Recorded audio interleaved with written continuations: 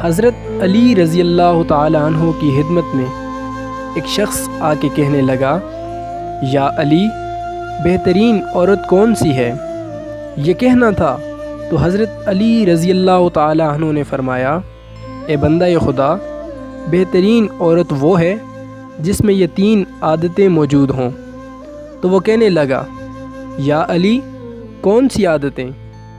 بات جب یہاں تک پہنچی تو حضرت علی رضی اللہ تعالی عنہ نے فرمایا، پہلی عادت کہ وہ اپنے مرد کے عیب زمانے کے نزدیک آشنا نہ کرے، کیونکہ اللہ نے عورت کو گھر کی باتوں کو چھپانے کے لیے پیدا کیا ہے، گھر کے سکون کے لیے خلق کیا ہے۔ جو عورتیں اپنے گھر کی باتیں دوسروں کو بتاتی ہیں، اللہ انہیں پسند نہیں کرتا۔ دوسری عادت، اس کی زبان پہ جھوٹ نہ ہو۔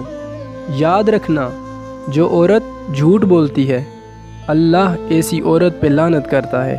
اور تیسری عورت کہ وہ اپنے مرد کے سامنے عورت بن کے جیے اور اپنے مرد کی غیر موجودگی میں ایک مرد بن کے جیے۔ اے بندہ خدا، جس عورت میں یہ 3 عادتیں موجود ہوں تو اس سے بہتر اس زمین پہ کوئی عورت نہیں۔